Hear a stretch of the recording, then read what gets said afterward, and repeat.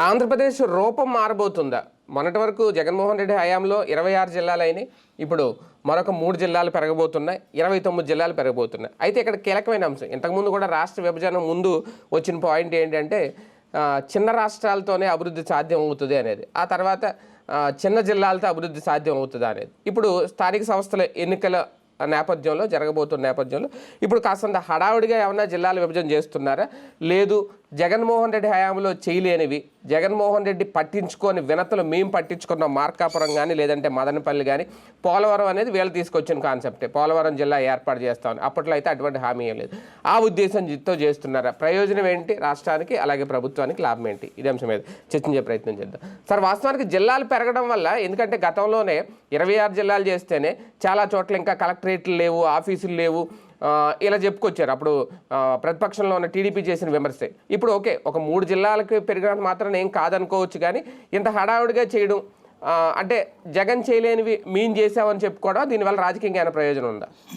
ఆంధ్రప్రదేశ్కి రాజధాని ఇప్పటికీ లేదు, ఏది రాజధాని ఇప్పటికీ తెలియదు. అమరావతి అని చెప్తున్నాం, అమరావతికే ఒక రూపు లేదు. అట్లాగే ఆ బిల్డింగ్స్ ఇప్పటికీ పూర్తి కాలేదు. మరి అప్పుడు జిల్లాల్లో 2 ఏళ్లలో ఎట్టా పూర్తి అయిపోతాయి? 11 ఏళ్ళు అయిన తర్వాత జరిగినటువంటి వాటికి 11 ఏళ్ళు అయినా లేనటువంటిది రాజధాని పూర్తి రూపం లేనప్పుడు ఈ జిల్లాల్లో అర్జెంటుగా కట్టలేదంటే ఎట్టగా ఉంటుంది? కరోనా తర్వాత కదా ఈ జిల్లాలు జరిగింది. వాస్తవంగా చెప్పాలంటే అప్పట్లో జిల్లాల విభజన ప్రక్రియ చేపట్టడానికి ప్రధానమైనటువంటి కారణం అత్యవసరంగా కేంద్ర ప్రభుత్వం మెడికల్ కళాశాలలకు పర్మిషన్ ఇస్తూ ఉండటం, దాన్ని ఒక అడ్వాంటేజ్గా తీసుకోవాలనుకున్నాడు జగన్మోహన్ రెడ్డి. పర్సనల్ కాదు, రాష్ట్రానికి అడ్వాంటేజ్గా మలచాలనుకున్నాడు. అప్పుడు అతను ఒక చక్కటి శాస్త్రీయ ఆలోచన కూడా చేశాడు. ఏంటంటే మనకి పార్లమెంట్ సీట్లు 25 ఉన్నాయి కదా, 25 రాష్ట్రాలు. ఇప్పుడు తెలంగాణలో ఆ జిల్లాల పేర్లు మొత్తం నాకు తెలిసి తెలంగాణలో ఉన్నటువంటి జర్నలిస్టులు కూడా గబక్కన అడిగితే చెప్పలేరు. ఇదివరకు మనకి లెక్క చూసుకుంటే ఇప్పటికి కూడా మనకి ఆంధ్రాలో ఏం గుర్తుంటది? శ్రీకాకుళము, విజయనగరము, విశాఖపట్నము, తూర్పుగోదావరి, పశ్చిమ గోదావరి, కృష్ణా, గుంటూరు, ప్రకాశము, నెల్లూరు, చిత్తూరు, కడప, కర్నూలు, అనంతపురం. ఇది మనకి గబక్క నోట్లో వచ్చేస్తాయి. అట్లాగా ఏళ్ల తరబడి అలవాటు అయిపోయినాయి కాబట్టి 13ని 25 చేశాడు పార్లమెంట్. ఇది ఇప్పటికి మనం కూడా ఆ 25 పేర్లు చెప్పడం కష్టం. అక్కడ 30 పైన ఉన్నటువంటి చెప్పడం కష్టం. అక్కడ 10 అంటేనే ఇక్కడ 13 అంటే అవే గుర్తు. అది దాన్ని అట్లా మార్చుకొచ్చారు. రెండో పాయింట్ ఏంటంటే ఇక్కడ మనకి సంబంధించినంత వరకు ఆ 25కి అదనంగా చేసింది 26 చేసుకొచ్చారు. అది అరక దగ్గర అదనంగా తీసుకొచ్చారు. అదొకటి అయ్యింది. అది ఏంటంటే విపరీతమైన ప్లేస్ అవ్వడం, ఈ మూల ఆ మూలకి దాదాపు 300-400 కిలోమీటర్ల దూరం వెళ్లాల్సి వస్తుంది అన్న ఉద్దేశంతో చేసుకొచ్చారు. అది అయిపోయింది. దాంట్లో ఖచ్చితంగా మనం ప్రతి ఒక్కడికి నా ఊరు క్యాపిటల్ అయితే బాగుంటుంది అనుకుంటారు. ఇప్పుడు నేను కూడా ఏమంటారు, మా విజయవాడలో రాజధాని పెడితే బాగుంటుంది అనుకుంటా అమరావతి కంటే. అమరావతి కూడా కాదు కదా ఇప్పుడు కడుతుంది. అలా గుంటూరు వాళ్ళు గుంటూరులో కావాలని కోరుకుంటారు, ప్రకాశం వాళ్ళు ప్రకాశంలో కావాలని కోరుకుంటారు. దాన్ని ఒక అసంతృప్తి కింద విపరీతంగా ఫోకస్ చేసింది ఆనాడు ఉన్నటువంటి మీడియా. దాన్ని ఇక అసలు వామ్మో అదేదో దేశం అంతా అల్లకల్లోలం అయిపోతుంది అన్నట్టు. ఇప్పుడు ఫర్ ఎగ్జాంపుల్ నిన్న కూడా ఈనాడు జ్యోతి రాసుకొచ్చారు, వీళ్ళకి కావాలన్నా పెనమలూరుని తీసుకొచ్చి విజయవాడ కల్పించాలని చాలా ప్రయత్నించారు. కానీ చంద్రబాబు గారు నిన్న దాంట్లో కూడా అది కూడా మెన్షన్ చేయలేదు. ఇప్పుడు వాస్తవంగా ఎవడు అందరినీ 100కి సాటిస్ఫై చేయలేరు. కరెక్టా కాదా మనం తీసుకుంటున్న పాలసీ అన్నటువంటిది తాత్కాలికంగా ప్రతిఘటించే వాళ్ళు ఆ తర్వాత సక్సెస్ అవుతారు. ఇప్పుడు ఫర్ ఎగ్జాంపుల్ అమరావతి విషయంలో మొదట్లో విభేదించారు అనేక మంది. ఏంటి పంటలు ఏంటి, పొలాలు నాశనం చేయడం ఏంటి అన్నటువంటి. దానికి తోడు మొత్తం తీసుకొచ్చి అక్కడే పెట్టుబడి పెడుతున్నారు, పోసేస్తున్నారు అన్నటువంటి కోపంతోనే కదా అమరావతి ప్రాంతంలో కూడా ఓడిపోయింది కదా తెలుగుదేశం పార్టీ. విజయవాడ, గుంటూరులో కూడా ఓడిపోయింది కదా తెలుగుదేశం పార్టీ. టోటల్గా రాష్ట్ర వ్యాప్తంగా 23 స్థానాలకు పరిమితం అవడం ఆ రోజున అమరావతి మీద వ్యతిరేకత. కానీ అదే అమరావతి తర్వాత 24కి వచ్చేటప్పటికి అనుకూలత. అమరావతిని నిర్లక్ష్యం చేస్తున్నారు, పట్టించుకోవట్లేదు, వాళ్ళు ఏడుస్తున్నారు అన్నటువంటి కోణం. అంటే ఒకసారి సక్సెస్ అయింది, ఒకసారి ఫెయిల్ అయింది. కాబట్టి ఈ పాలసీలు ఈ జిల్లాలకి వీటికి కూడా ఒక అడ్వాంటేజ్ ప్రచారం వీళ్ళ చేతిలో ఉంటుంది. మీడియా, అల్లజన్ మీడియా వీళ్ళ చేతిలో ఉంది కాబట్టి అద్భుతమైన ఆలోచన చేశారన్నట్టు ప్రొజెక్షన్. ఇందులో నన్ను అడిగితే ఈ మూడిటితో పాటుగా ఇప్పుడు రాబోయే రోజుల్లో మనకి ఈ 29 కల్లా ఖచ్చితంగా పార్లమెంటు స్థానాలు పెరగబోతున్నాయి. ఇప్పుడు 25 ఉన్న దాదాపుగా 39 దాకా వెళ్ళేది. ఇప్పుడే 39కి అనుగుణంగా చేసేయచ్చు కదా, ఓన్లీ ఏపీకి. తెలంగాణలో 17కు గాను దాదాపు 25 పార్లమెంట్ స్థానాలు అవుతాయి. ఇక్కడ అసెంబ్లీ స్థానాలు వచ్చేటప్పటికి 175 నుంచి 225 అవుతాయి. అంటే ఏపీకి అన్ని పెరగట్లేదు, అన్యాయం జరుగుతుందనే ప్రచారం కూడా జరిగింది అంతకంటే కదా ఎక్కువ కావాలని, అంటే నార్త్ ఇండియాతో కంపేర్ చేస్తే ఎక్కువ పెరగవని. అంటే తెలంగాణకు ఒక 2 ఎన్నో పెరుగుతాయి, మహా అయితే ఇక్కడ కూడా 2-3 పెరుగుతాయి అన్నారు కదా. బేసిక్ గా ఎవరి దోనాళ్ళు ఏదో తమిళనాడుకి మాట్లాడేస్తారు. తమిళనాడుకి సమస్య ఏంటంటే ఉత్తరప్రదేశ్ ని వాటిని కంపేర్ చేస్తున్నారు. అక్కడ పెరిగిన వాటితో పోల్చుకుంటే ఇక్కడ తక్కువ పెరుగుతాయి అన్నటువంటిది. అది అంతే తప్పించి ఇక్కడ ఇప్పటికీ 39కి ఫిక్స్ అయ్యి ఉన్నారు. అక్కడ 39 అంటే 5కి fix ఎక్కువే, అయ్యి చాలా ఎక్కువ. అంతే కదా, అది పెద్ద రాష్ట్రమే అవుతుంది అప్పుడు. 14 పెరిగినట్టు కదా దాదాపుగా. కాబట్టి అయితే అక్కడ జనాభా ప్రాతిపదికన చూసుకుంటే 10 లక్షలకి ఒకట, లేకపోతే 1 కోటి మందికి ఒకట, 50 లక్షల మందికి ఒకట ఎంపీ అన్నది లెక్క.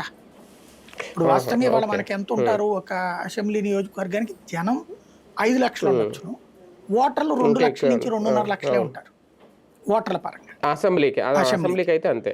అట్లాగా 5 ఇదంటే ఎంత వచ్చినాయి, ఓ 10 లక్షలు 15 లక్షలు మాక్సిమం. పెద్ద నియోజకవర్గం అయితే 15 లక్షలు అవుతుంది. ఇప్పుడు దాన్ని అదే ప్రాతిపదికన పెడితే 10 లక్షలకే తగ్గించారనుకోండి, దాదాపు 900 సీట్లు. ఎందుకంటే దేశవ్యాప్తంగా 145 కదా, 145 కోట్ల జనాభా. 145 కోట్ల జనాభా 100 కోట్ల ఓటర్లు. 100 కోట్ల ఓటర్లు అంటే 1000 పార్లమెంట్ స్థానాలు అవుతాయి 10 లక్షలు పెట్టుకుంటే జనాభా. ఓకే, అంటే సగానికి సగం పెరుగుతాయి. అదే 15 ఇప్పుడు 544 కదా, 544 నుంచి 1000 అవుతాయి అప్పుడు. అదే వాస్తవంగా ఇప్పుడు లెక్కేస్తుంది 870, 890 దాకా అవుతాయి అన్నటువంటిది. అది అంతకుముందు 2-3 ఏళ్ల క్రితం వేసుకున్న ఎస్టిమేషన్. ఇప్పుడు ఇంకా పెరిగే అవకాశం ఉండొచ్చు. ఎందుకంటే ఆ రోజునున్న ఓటర్ల లెక్క దేశవ్యాప్తంగా 850 కోట్లు, 85 కోట్లు దాకా ఉన్నారు అన్నమాట. అందుకని 850 లెక్కేశారు.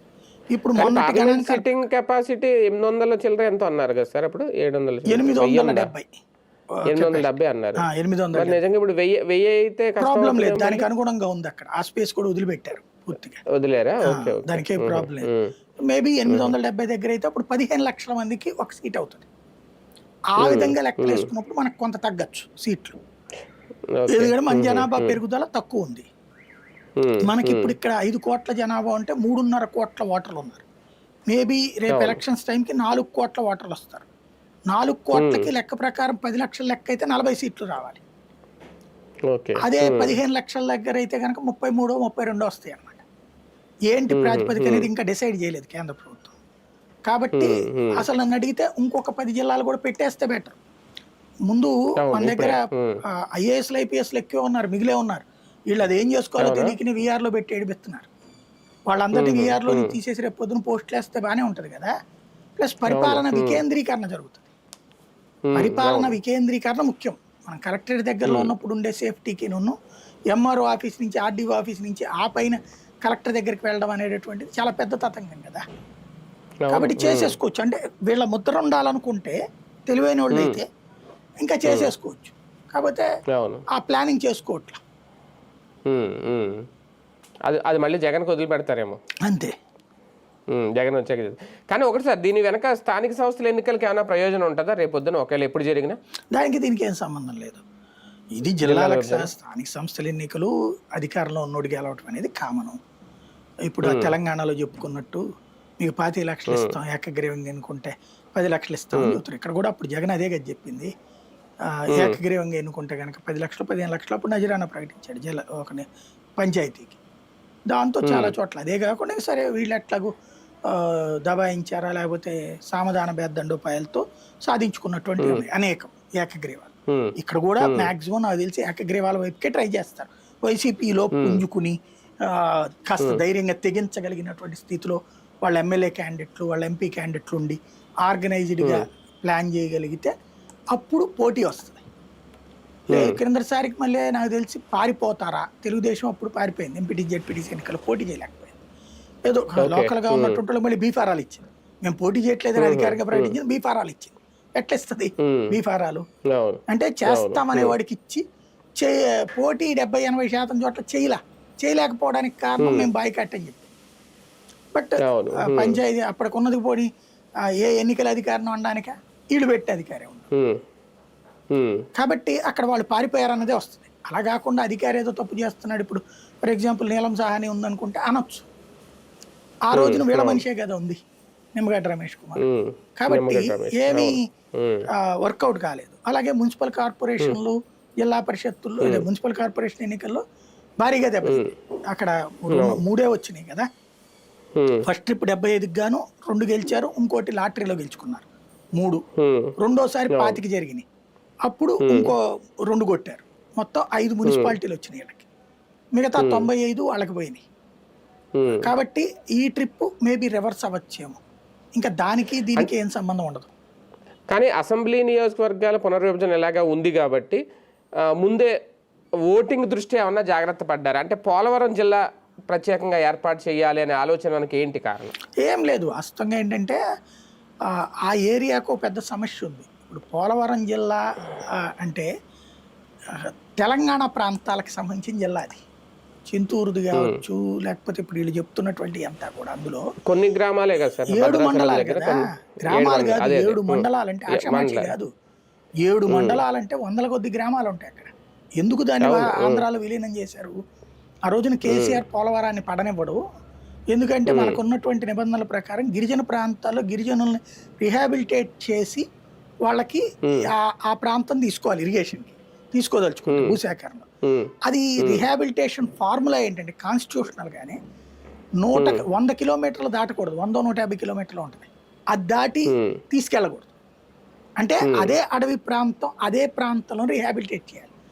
ఇప్పుడు అక్కడ భద్రాచలం దగ్గర ఉన్నటువంటి వాళ్ళు కాబట్టి వాళ్ళని ఇటు పక్కకి రిహాబిలిటేట్ చేయాలంటే నల్లమలకు, లేకపోతే మన మారేడుమిల్లి ఈ అడవులకు, రంపచోడవరం ఇటుకు తీసుకురావాలంటే నీళ్లలో నుంచి లెక్కేరు, భూమిలో నుంచి లెక్కేస్తే దాదాపు 500 కిలోమీటర్లు. అట్లా కుదరదు.